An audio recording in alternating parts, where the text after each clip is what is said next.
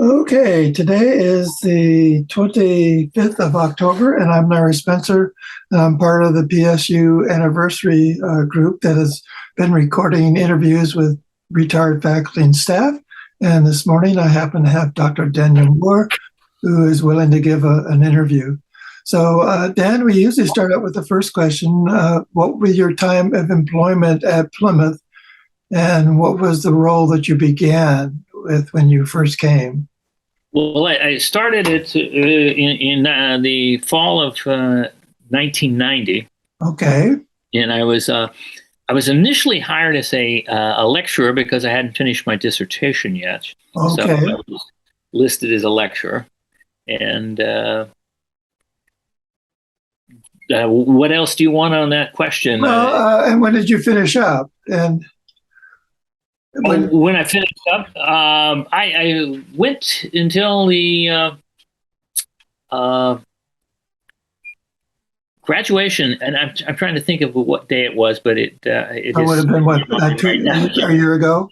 No, 2015. 2015. Okay, so you've been retired a little bit longer than I thought you'd been retired. Yeah. Okay. So, what was your role when you came in 1990? What kind of courses were you teaching? And well, essentially, I was hired in to teach the macro courses in org theory and org behavior. And so I was assigned initially because I already had everybody scripted for the fall. By the time I was accepted in the spring, I was given the leftover courses, and one was an intro to business course that they offered in their minor, and then I had an ethics course, and then a course on research, and then the last course I was teaching was in my area of expertise, which was the org development. Okay, great. Now, what was your first impression? I think you came from a big city. So what was your first impression of Plymouth when you got into town? Well, actually, I did come from a big city. I had done my doctoral work at Drexel in Philadelphia. And so I'd been there for about 8 years. And I was then relieved to come back to a small town because I was initially from a small town in Western Pennsylvania. Oh, okay, and, so you'd had a small college town in Western Pennsylvania. So I felt right at home here. Okay, great. And what was your response for the kind of students that you had in some of your classes the first year? I how does one explain that? I enjoyed them because many of them were first generation students, and they were students that I had a level of comfort with that I knew from my own experience of living in a small town with a large number. I mean, in my high school, probably only about 30% of us went on to college. And so I was comfortable with the type of people that were coming into my classroom at that time. Okay. And did you have anybody that sort of mentored you in terms of either a faculty member or an administrative kind of person to sort of mentor you into the new job, or you sort of left hanging there cold? Well, my relationship started almost immediately with David Kent, who was a former chair of the department and one of the leading faculty members in the department. So I had experience with him, and then I was put up on the fourth floor, and that meant that I was up there with the psychology group and the philosophy group, and I bonded quickly with Bob O'Neill, who just had an office right across the way from me, and Boyce Ford just down the hall. So I got a lot of mentors coming in. Right. And of course, both of them were notorious faculty members, I guess one would say, in terms of looking at the role that they played in the faculty. They were not quiet. Let's put it that way. They were not quiet. And they counseled me. They said, you really ought to get involved in faculty governance. And, here are the committees that you ought to be on. And Right. so I went to my department, and they said, "Well, if you want to do that, go ahead." Okay. Uh, I Now, think there was a reluctance. now, did your impression of the students change over time? I mean, you were here for roughly, a long 25 period of years. time. Yeah, and did your impression change of the students that you had towards the end as compared to towards the beginning? I mean, Well, I kind of thought the students had always stayed the same, but maybe I was changing, okay, right, uh, and that's one of the reasons I think I chose to leave when I did, is that I didn't want to get too far away from the students. And I know that some faculty get into that, and they start to think that the students they had earlier were much better than these students, because these students are so young and they don't know anything. I said, well, right, no. Going back to like what Bob O'Neill used to say, he said, well, your job is to take them from point A to point B. right. So, and you did have a couple of different experiences, because one, you did end up working in administration for a while, right? And I did. And how did that experience sort of change your perception of Plymouth? Well, it was one of these things that kind of built on it, because once you get involved in academic governance, you see a lot of things that are happening there. And like I served on the executive council, and then I was asked to be on the financial group, and we reviewed the finances of the university and alike. So moving into the administration was a relatively painless thing, because Ginny Berry had talked to me about putting my hat in the ring for a chair position at the business group. And so I did after Duncan retired from chair. I took over, and then she convinced me at the end, because I wanted to go on a sabbatical. I said, I really need to take my sabbatical. And should I step down as chair? And she says, yeah, you can probably step down as chair, but I've got a plan for you. And she did. She introduced me to a position as Dean of Undergraduate Studies, because of the fact that Julie, who had taken that position, was put onto a special project of starting up the Frost School, which was our online presence for a while.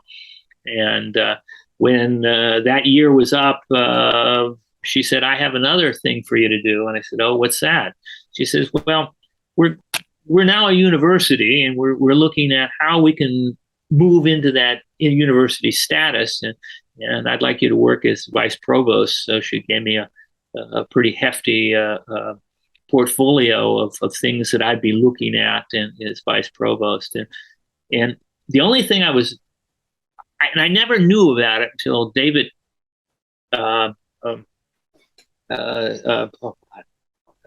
psychologist, Dave. Dave. Yeah, I know who you're talking about. Yeah. Yeah. Well, there. And when he decided to take on that position of the, it was called now vice president of undergraduate studies. Right. He negotiated that he would teach one class a semester. And I said, God, I could have done that in my provost role. I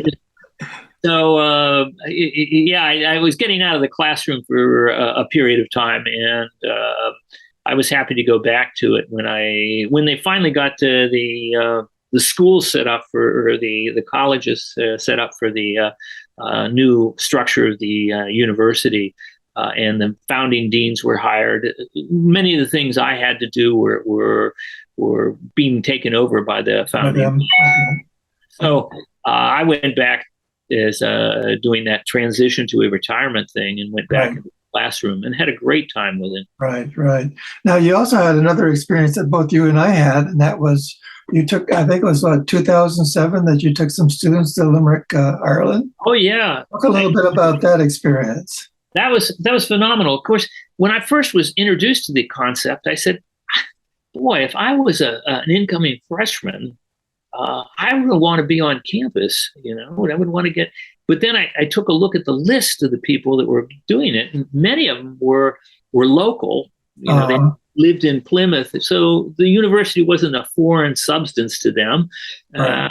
And the others were heritage because they had Irish heritage. So I said, well, this makes sense, and I enjoyed that immensely because you spent a lot of time with the students we took over there. We had 15 of them. Okay. And what two courses did you teach them over there? Well, I did the we had that course for creative, or not creative, but Like the first year seminar, whatever we call yeah, that. first year seminar. And it was interesting because you planted a question and then you did an investigation of it, and it was a course in critical thinking. And then I did uh, the oh god the freshman comp. Oh, okay. Okay. So that I did those two because I had some work with a lot of people doing the writing across the curriculum, so Right, they were right, comfortable with me being able to teach them to do some expository writing right. and to comment on short pieces of literature or narratives that were responsible for getting them engaged in the writing process. Right, right.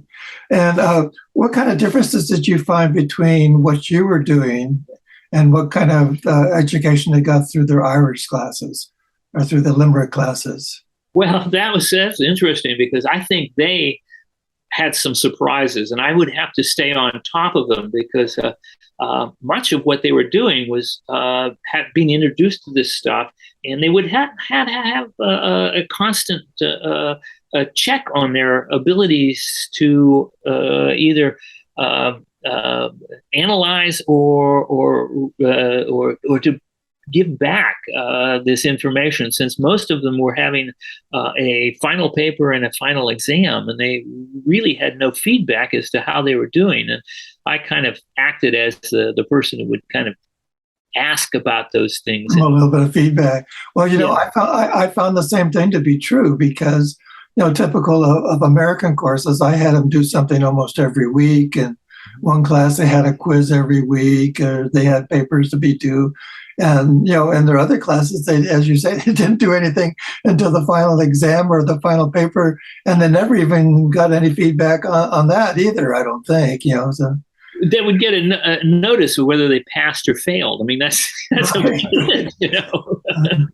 Right. and that's a very different system than what we have. Right. And I did very much appreciate the fact that you left your map where you showed all your bike rides so that when I was there in 2009, I could figure out, well, did Dan do that ride? And how long is it? And what kind of hills are involved and things like that. So another question that we always ask is, what was your relationship to not only faculty in your department, but the faculty in the rest of the campus? Well, I think, again, following Boyce in the psych department and Bob in philosophy, I got to mix and rub shoulders with a lot of different faculty. Mm-hmm. I mean, I did a team teaching for one of those capstone courses with one of the psych faculty, and that's when we had the interdisciplinary, had to be interdisciplinary yeah. capstone course. Yeah. So I did that with Juanita Fields. Okay. And, then I did a couple of courses with a woman from the library, Susan Noel. And, okay, right. And it was in the women's studies program. So, I had some good experiences. And then constantly at the graduate ed program, when I would teach a course with George Tuttle on the how people really manage the budgets and resources of a nonprofit organization, and that was fun. Now, I think I'm trying to remember, in 1990 when you came, the campus wasn't really a campus, right? Well, I mean, had we closed off the streets and? yeah, the streets have been closed, and they would always talk about how students would have drive just right up the street to go to a new building. Right. And they kind of stopped that. But yeah, there wasn't. I think there was around 3,800 undergrads here. Okay, so and probably 1,500 graduate students. I know we had about 450 in the MBA program, but they were all part-time and at night. Right. And it's kind of hard to make friends with people that are only there for the class and then disappear after the class. I know I felt I was kind of lucky for myself because even though I was retired, I was in with the graduate student office when we had a graduate program in biology. And it gave me a much closer feeling for the graduate students in biology, be able to talk to them and even offer them a little bit of advice. So what kind of, did you add any new courses that hadn't been in the curriculum? And what kind of response did you get, those kinds of endeavors? Well, I did add new courses and then update some of the ones that were listed there because I would say to them, we claim we're teaching this in the catalog, but we don't. It has morphed over time, so we have to do that. So I was big in getting a group of us to take the org behavior course and relook at it, and then one of the things we did was get some outside accreditation, and the accreditors came in and said, well, you have to kind of clean up your curriculum because we had too many courses that weren't being taught. So we had to kind of whittle it down and say, we're on the books, but not really, yeah. And so I had an opportunity to design a couple of courses and enjoyed that, especially working with other faculty members in the department to do that. And you mentioned a couple of administrators. How many different people in administration did you work with, and what was your feeling about how relationship between the administration and the faculty? When I came, it was Harold Hyde, and Harold Hyde was the principal, so to speak, and you were you weren't even faculty members, you were his advisees, I guess you could say, but it did change over time. And what was your relationships with that you saw? Well, first one I worked with was Bill Farrell, and I had a pretty good relationship with him because when I was on curriculum committee, I was then eventually elected chair of the curriculum committee, and I had to go down to the system office for I forget what they called it. It was a kind of a, if you will, to avoid overlap between the colleges and universities. Yeah, and it was a committee that looked at that, and so Bill and I would work on a couple of things that we were doing with business, because business was one of those things that was freely offered at all three, or actually four of the colleges or university in the colleges at the time. And we tried to kind of adjust those things and get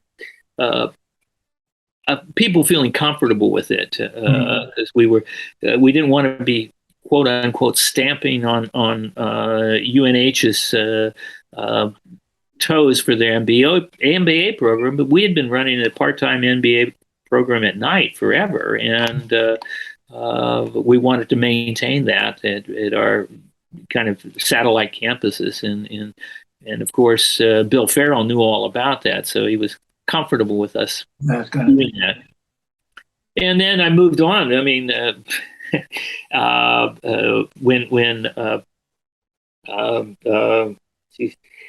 well, now you had when Don came. He was actually a homie of ours because he was from Western Pennsylvania. Oh, okay, that's right. Yeah, and I had eaten at his parents' restaurant up there near Quarry numerous times. Right. We got along really well. In fact, I can remember Bill Nycom also had some relationship with Don in the sense that there was a bar with a photo with an image of a woman in the bar or something like that Bill would always talk about. Yeah. Now, did you get involved in teaching some graduate level courses, or did you mostly just the undergraduate course? No, I was from the very get-go put into the graduate program Okay. because we were running an MBA program, and so it was a God. We had at one time 5 different campuses around the state because we were Right. trying to Because serve the state. I can remember Dick Church was actually going down to Keene. Yeah. And We had rooms at Keene. We had rooms at Dartmouth. We had uh, rooms up in the North Country, a couple of different places, and yeah, and then on campus. Oh God, the last one was down at Pease Air Base there. oh, okay. Right. Right. Now, one of the other questions that we often ask is that, I assume you probably mentor some students, and have you heard from them, and how well are those students doing that you had a close relationship with? Well, I can tell you about a number of them. One of them is Derek Steeler, and he is the last time I heard from him, he was in one of the uh, Arab countries. I don't know if it was Okay, in the Mideast, someplace. the Mideast, yeah, doing a lot of deals relative to finance. Mm-hmm. And of course, you remember those ones who constantly come back to you. Just the other day, I was standing in the sixth burner waiting for a takeout order, and this woman comes up to me and says, "Are you Dr. Moore?" I looked at her and I said, "Oh my God, you're Shelley Cross." And she says, "Yes, I am." Oh, So, and she said, you do, if you've been at a place for a long enough time. I can remember I met somebody down at the Boston Logan Airport that was working the counter that I had for a student many thousands of years ago. And she typically wouldn't be at the counter except for someone was sick that day and she had to be out there, And yeah. they go, "Are you Dr. Spencer?" And you say, "Yes, I am." So what kind of changes did you see, in the college over that time period in terms of town-gown relationships? I know, that's always been a sore point sometimes. It was interesting because I think you see most of that happening in the student affairs side, Mm, and because they're much more in tune to that relationship. One of the things I did see, and it's just kind of this interest where many people lived in town, faculty lived in town or the immediate towns next to us. And I found that was less and less so as I went on in my career here, that many people would live a distance away. So that, they were, I'm talking about faculty. right, So right. they weren't really connected with the idea that, well, no, this is a place that I live here and I work here. Mm, Whereas some of the older faculty, like, again, some of the people like Herb Otto and right, they mentioned David Kent, but a lot of them that lived in town, Marco Krant, right. they saw themselves as clearly having a real interest or position relative to town affairs. relationships. Right, right. So, and I thought part of that, I think too, I don't know if you noticed, did you see a change in terms of how many tenured faculty in the business department as compared to part-time and, what do you want to call it? People that were just here to teach one course or something like that. Did that change over time that you were here? I think in the business area, we always had a lot of you would call them captive adjunct faculty who, had served for long periods of time teaching one or two courses for us. They had, business acumen that many of them were retired. And so they had an MBA, so they fit into our scheduling of people that could handle a course like that. an intro course or a low level course. And so I think we had it much better than say over in biology, where you didn't have anybody that had that kind of credentialing that could happen or would happen that way for them. Yeah, we have had a couple of part-timers that actually have lived in town and ended up, teaching for, almost 20, 25 years, but so what was the relationship then between, your tenured track and tenured faculty and these part-timers? I mean, did you have get-togethers in the business department? Definitely. They were included because I think many of them had a strong feeling for it. In fact, I know that and I guess it happened more after I left, that they got more contract faculty, and where they wouldn't put them on a tenure line, but they were still full-time faculty. They were still full-time faculty, and they were full-time advisors, and they had students that really came back and cherished what advice they'd received from these people and assistants. Well, I know some of them, had actually been out in the business world itself and had some real-time experience, and that makes a big difference, in terms of. So, and I had the same thoughts about you in terms of the first-year program in Limerick. Why would a kid want to go, spend his first semester abroad and not develop some of the relationships that, often what you meet during your first year is your friends that you graduate with and what have you. But I had a smaller group. I only had 8. And if you remember, I actually started with 9, and we had one on the plane on the way over that decided to come back to Plymouth. So that was kind of strange, but I think for all of them, it was a fascinating experience. Oh, it was. And then I got to do this. The second eye on that was going to Italy, because when I had pulled out of or would step down from my vice provost position, the paperwork had gone through for the Italian program, and we had, I think about 6 weeks to try and get enough things together. To get it together. And we ended up getting about 10 students to do it, and it was great. And those were upper division students, rather than they ran the gamut because they could, because it wasn't a specialized program for incoming students. It was available to everybody. Everybody to have that experience abroad, right? So one of the other things we often ask our interviewees, is there anything that we haven't talked about, or any kind of stories that you'd like to mention that we haven't had a chance to talk about during this interview?